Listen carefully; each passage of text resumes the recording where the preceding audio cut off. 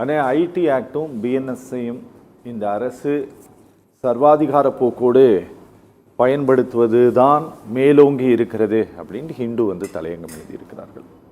உண்மையில் எங்கிட்ட கேட்டீங்க அப்படின்னா, நீங்கள் எந்த அரசாங்கமும் பயன்படுத்தாத அளவில் இந்த அரசாங்கம் காவல்துறையை மிக மூர்க்கமாக பயன்படுத்துகிறதுன்னு தான் நான் சொல்லுவேன். ஏன்னா நான் அவங்க அந்த அந்த கேஸினுடைய பெயில் ஆர்டரு, டிஸ்மிஸ் ஆர்டரு அதெல்லாம் படிக்கும்போது போலீஸ் தரப்பில் வைக்கப்படக்கூடிய விஷயங்கள் எல்லாம் இருக்குல்ல, வாதங்கள், சொல்லப்படக்கூடிய காரணங்கள், அதெல்லாம் இதுக்கு முன்னால் கேள்வியே படாத வகையில் மிக வேகமாக இருக்குதுன்னு வச்சுக்கோங்களேன். மோசமாக இருக்குன்னு நான் சொல்ல மாட்டேன். அதில் வந்து ரொம்ப ஸ்பீடை பார்க்க முடிகிறது.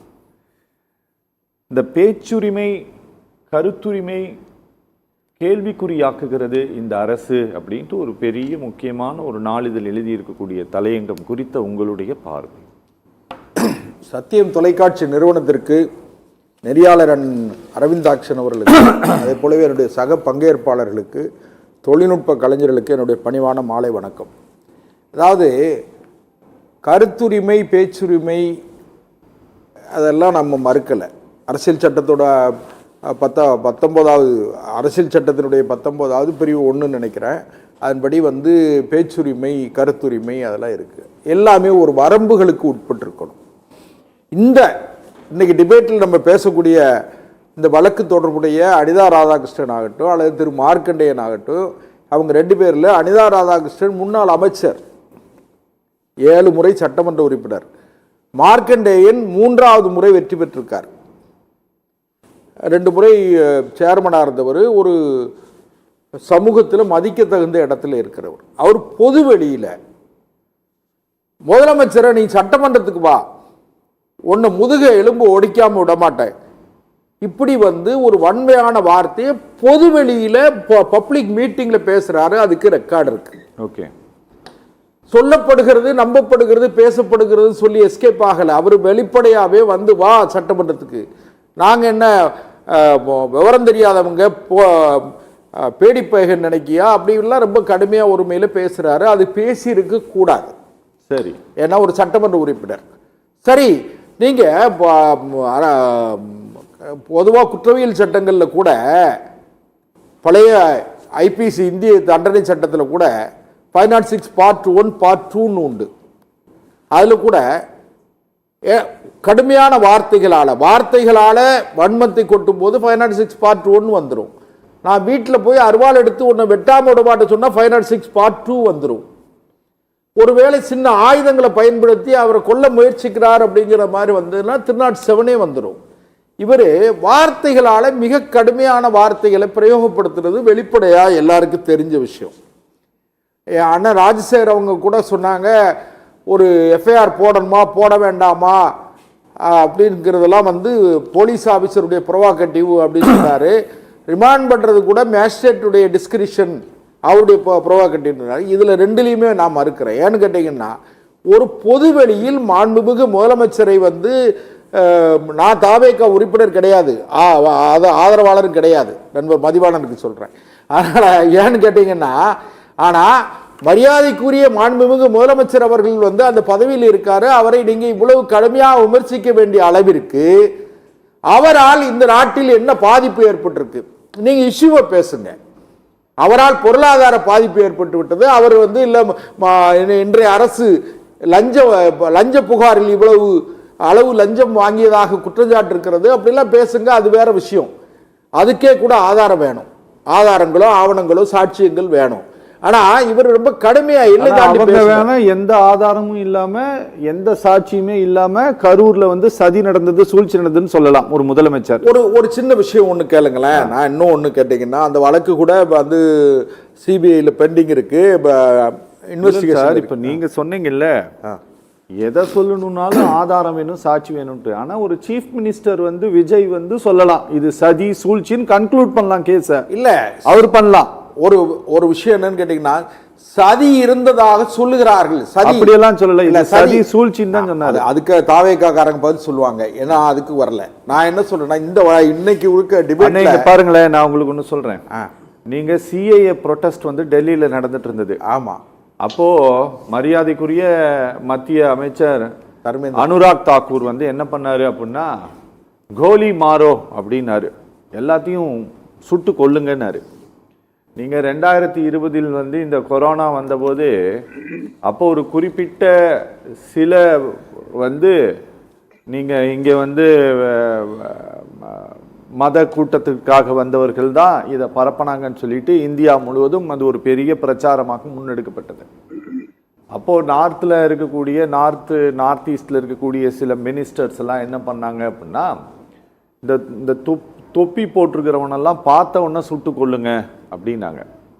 ஆனால் நான் இது எதுக்கு உங்ககிட்ட சொல்கிறேன் அப்படின்னா, நீங்கள் இந்த சட்டம் யாரு வந்து சொன்னது இது தப்பு, இது கைது பண்ணி தூக்கி உள்ள போடுன்னு பேசுதுன்னா, அதிகாரத்தில் இருக்கக்கூடியவர்கள் என்ன பேசினாலும் அது தப்பு இல்லைன்னு ஆயிடுது, அதிகாரத்தில் இல்லாதவர்கள் என்ன பேசினாலும் அது தப்புன்னு ஆயிடுது. அப்பதான் சட்டம் வேலை செய்யுங்க. இன்னும் கூட இப்ப யோசிங்களேன், கரூர் சம்பவம் நடந்த உடனே அன்றைய முதலமைச்சர் இன்றைய திமுக தலைவர் அவர் வந்து கரூர்ல 41 பேர் செத்த உடனே ஓடிட்டான், சொல்லாம ஓடிட்டான். பத்திரிகை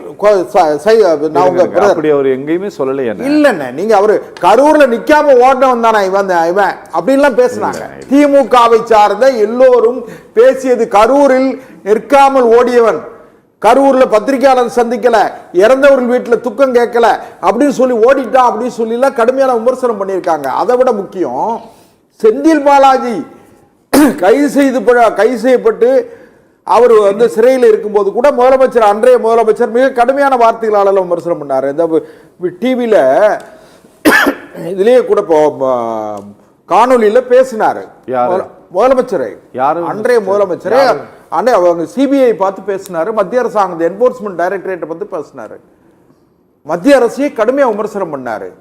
ஆமா, அதனால நான் என்ன சொல்றேன்னு கேட்டீங்கன்னா, இது தவிர்க்கப்பட்டிருக்கு. நான் இன்னும் ஒண்ணு கேளுங்களேன், அவர் என்னமோ பெரிய பொதுவெளியில வந்து 4 பேர் கைதட்டணும், அவருடைய கட்சியை சார்ந்த தொண்டர்களை ஆரவாரம் செய்யணும், உற்சாகப்படுத்தணும்னு பேசுறதுக்காக எதை வேணும்னாலும் பேசலாம் அப்படிங்கிறது மரபு கிடையாது. நீங்க சட்டமன்றத்தில் கடந்த காலங்களிலேயே கூட ஒருவருக்கொருவர் கடுமையான வாக்குவாதம் வரும், கடுமையான வார்த்தைகளால் பிரயோகப்படுத்துவாங்க, அதை அவை குறிப்பில் இருந்து சபாநாயகர் நீக்குவாரு, அதெல்லாம் வந்து ஒரு எல்லைகளுக்குள்ள நிற்கும். ஆனா இது பொதுவெளியில முதுகு உடைச்சிருவேன், நீ சட்டமன்றத்துக்குள்ள வா, சட்டமன்றத்தில் கதவை பூட்டு, நாங்கெல்லாம் சும்மா விட்டுற மாட்டோம், நாங்க பயந்துருவோம் நினைக்கியா, இப்படிலாம் பேச வேண்டிய அவசியம் இல்லை. ஒண்ணு, அனிதா ராதாகிருஷ்ணன் அவர்கள் வழக்கிலையும் கூட அவரை ரிமாண்ட் பண்ணியிருக்கணும். அவருக்கு நான் என்ன சாதாரணமா ஒரு பெட்டி கேஸ் போடுறவன அவனை ரிமாண்ட் பண்ணக்கூடிய ஜுடிஷியல் மேஜிஸ்ட்ரேட் வந்து ஒரு அனிதா ராதாகிருஷ்ணன் சட்டமன்ற உறுப்பினருங்கிறதுக்காக அவருக்கு வந்து பெயில், உடனே பெயில், அது வந்து அதுவுமே நான் ஏற்றுக்கொள்ளலை. ஏன்னு கேட்டால் ஹைகோர்ட் வந்து அவருடைய முன்ஜாமீனை தள்ளுபடி செய்து. எதுக்கு? இது அந்த கேஸ்ல தான், டெஃபமேஷன் கேஸ்ல, அதுல ஹைகோர்ட் வந்து ஏபிஏ டிஸ்மிஸ் பண்ணுது. சரி, அதே வழக்கில் இவரை கைது பண்ணி கொண்டு போறாங்க, ஜுடிஷியல் மேஜிஸ்ட்ரேட் வந்து பெயில் கொடுக்கிறாரு, own bond bail without condition. அதனால அதெல்லாம் எதுக்குன்னு கேட்டீங்கன்னா, சில வகையில சில நேரங்களில் அவருக்கு சாதகமான ஆட்கள் அல்லது அந்த நீதித்துறை நடுவருடைய பார்வை இதெல்லாம் நடந்திருக்கும். ஆனா மார்க்கண்டேயன் அவர்களை கைது செய்தது முழுக்க சரியானது. சட்டம்ங்கிறது எல்லாருக்கும் சமம். 200 ரூபாய். இங்க பாருங்களேன், நாங்க இந்த தலைப்பை எடுத்தது மார்க்கண்டேயனுடைய கைதை மட்டுமே மையப்படுத்தி அல்ல என்பதை தெளிவுபடுத்துகிறேன். நான் அதுக்காக நீங்க 3 பேரும் வெறும் மார்க்கண்டேயன்லயும் அனிதா ராதாகிருஷ்ணன்லயுமே மட்டுமே நிக்கிறீங்க. ஆனா இந்த கைது இல்ல சார், வரேன் சார் ப்ளீஸ். ஆனா நீங்கள் திரு மார்க்கண்டேயன் பேசியதிலேயோ அல்லது வந்து திரு அனிதா ராதாகிருஷ்ணன் பேசியதையோ நாங்கள் நிச்சயமாக ஆதரிக்கக்கூடிய இடத்தில் இல்லை. அது கொஞ்சம் எல்லை கடந்த பேச்சு தான், சரியா? ஆனால் அது மாத்திரம் அல்ல, இந்த அரசு அதோட மாத்திரம் நிற்கவில்லை. நீங்கள் ஒரு நபரை கைது செய்கிறீர்கள் என்றால் அவர்கள் பேசியதை மட்டுமே நீங்கள் அவருடைய ஜாமீன் வாதத்தில் வந்து இந்த அரசு முன்வைத்ததுனா பரவாயில்ல, நீங்க கண்ட கருமத்தை எல்லாம் வைக்கிறாங்களே. கேளுங்க, கடந்த காலங்கள்ல திமுக ஆட்சி காலத்துல சமூக ஊடகத்தை நடத்தக்கூடியவர்களுக்கு மேல என்னென்ன வழக்குகள், சும்மா சமூக ஊடகத்தை இந்த மாதிரி டிபேட்ல பேசியதுக்காகவே அந்த ஊடகத்தை நடத்தக்கூடியவங்களெல்லாம் கைது பண்ணி ஜெயிலில் வச்சு ஜெயில கையை உடைச்சது, காலை உடைச்சது, குண்டாஸ் போட்டது, அதெல்லாம் நடக்கலையா? சரி, அதுக்கு அவர் பதில் சொன்னார். தூத்துக்குடி செல்லும் சார். சார், பொதுவாகவே ஆங்கில நாளேடுகளில் வரக்கூடிய தலையங்கத்தை ஆட்சியாளர்கள் கொஞ்சம் முக்கியத்துவம் கொடுப்பார்கள். அப்படி தி ஹிந்துவில் எழுதப்பட்ட தலையங்கத்தை தான் முன்னாள் முதலமைச்சர் ஷேர் பண்ணியிருந்தார். சரிங்களா?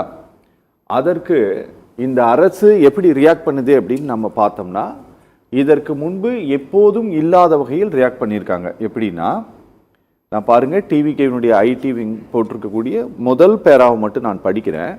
இந்த அணுகுமுறையை இந்த அரசு மாற்றிக்கொள்ள வேண்டுமான்னு கொஞ்சம் சொல்லுங்க எனக்கு. தங்கள் குடும்ப உறவினர் பத்திரிகையில் எழுதப்பட்டதை தலையில் தூக்கி வைத்து கொண்டாடுகிறார் ஸ்டாலின் சார். அதுவும் அவருக்கு புரியும் வகையில் எழுதப்பட்டது என்பதாலோ என்னவோ இன்புற்று கோடிட்டு காட்டுகிறார், குதூகலிக்கிறார், அதற்கு ஆதரவாகவும் கொடியும் பிடிக்கிறார். சார், இது எங்களுக்கு ரொம்ப புதிதாக இருக்கிறது. ஒரு கவர்மெண்ட், ஒரு அந்த பார்ட்டி இப்படி ஒரு இங்கிலீஷ் மேகசினை வந்து பாயிண்ட் அவுட் பண்ணி உங்கள் குடும்ப உறவினர் நடத்தக்கூடிய பத்திரிகை அப்படின்ட்டு குறிப்பிடுவது புதிதாக இருக்கிறது. இதை நீங்கள் எப்படி பார்க்குறீங்க?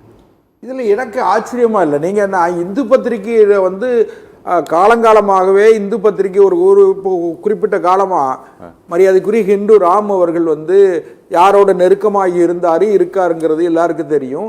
இந்து ராமுடைய நிர்வாகத்திலே இல்லை, வேண்டாம். இந்து பத்திரிகையில இந்து ராமுடைய செல்வாக்கு எவ்வளவுங்கிறது எல்லாருக்கும் தெரிஞ்ச விஷயம். இந்து பத்திரிகையில ஒரு ஆர்டிக்கல் ஹிந்து மேகசின்ல வந்திருக்குங்கிறதுக்காகவே நீங்க அதுக்கு ஒரு முக்கியத்துவம் கொடுக்காததை விட இந்த வழக்கினுடைய முக்கியத்துவம், நீங்க முதலமைச்சருடைய தனிப்பட்ட வாழ்க்கையை எப்படி வேணாலும் இருந்துட்டு போட்டோம், யாருடைய தனிப்பட்ட வாழ்க்கையை எப்படி இருந்துட்டு போட்டோம், எந்த தலைவருடைய வாழ்க்கையும் எப்படி இருந்துட்டு போட்டோம். அதே நேரத்தில் அரசு நிர்வாகத்தில் மாண்புமிகு முதலமைச்சர், மக்கள் பீப்புள் மேண்டேட், அவங்களுக்கு 108 இடம், அவங்க ஆட்சி அமைச்சிருக்காங்க. 118ங்கிற மேஜிக் நம்பர் அவங்ககிட்ட இருக்கு, 120 இருக்கு. அப்போ நாம என்னன்னா, ஆட்சி அதிகாரத்தில் இருக்கிறவங்க என்ன வேணா பண்ணலாம். ஆட்சி இல்ல ஆட்சி நிர்வாக முறையில் ஏற்பட்ட குறைகளை நீங்க சுட்டி காட்டுங்க. அதை விட்டுட்டு போலீஸ் பவரை மிஸ்யூஸ் பண்றது நிர்வாக குறைபாடு இல்லையா? இன்னொரு விஷயம் கேட்டீங்கன்னா, பாருங்க, இதை விட கடுமையா போலீஸ் பவரை மிஸ்யூஸ் பண்ணி நான் ஒண்ணு சொல்றேங்க. கோர்ட்ல போய் தமிழ்நாட்டுல ஒரு 41 டிபார்ட்மெண்ட் இருக்குது. எந்த டிபார்ட்மெண்ட்டும் கோர்ட்ல வந்தா பொய் சொல்லாது. ஒரே ஒரு டிபார்ட்மெண்ட் தான் இது இனிஷியல் இன்வெஸ்டிகேஷன் அப்படின்னு சொல்லிட்டு பொய்யா சொல்ற ஒரே ஒரு டிபார்ட்மெண்ட் போலீஸ் டிபார்ட்மெண்ட் மட்டும் தான் கோர்ட்ல. சரியா? யாரையா பழி வாங்கணும்னா இங்க இருக்கக்கூடிய ரெவென்யூ டிபார்ட்மெண்டோ அல்லது ஃபாரஸ்ட் டிபார்ட்மெண்டோ எந்த டிபார்ட்மெண்டோ வந்து கோர்ட்ல பொய் சொல்லாது. போலீஸ் டிபார்ட்மெண்ட் மட்டும் தான் பொய் சொல்லும் கோர்ட்ல. நான் ஒண்ணு சொல்றேன். அதனால நீங்க ரொம்ப வந்து அவங்க எனக்கு போலீஸ் டிபார்ட்மெண்ட்ல இன்னொரு விஷயம் கேட்டீங்கன்னா, போலீஸ் வந்து எஃப்ஐஆர் போடுற முறைகள்லயே நிறைய குறைகள் இருக்குன்னு நான் சொல்லுவேன். ஏன்னா சிஎஸ்ஆர் போடணும், சிஎஸ்ஆர் போட்டு என்கொயரி பண்ணி, பெட்டிஷன் என்கொயரி பண்ணி எஃப்ஐஆர் போட வேண்டிய அவசியம் இருக்கா, பதிவு பண்ண வேண்டிய அவசியம் இருக்கான்னு பார்த்துக்கிட்டு பண்ணணும். அதனால போலீஸ வக்காலத்து வாங்கல. அதே நேரத்துல முதலமைச்சரை நீங்க ஒரே ஒரு இதை ஜஸ்டிஃபை பண்ணாதீங்க. முதலமைச்சர் இல்ல, நீங்க உங்களை சொல்லல, முதலமைச்சரை பொதுவெளியில முதுகு உடைச்சிருவேன்,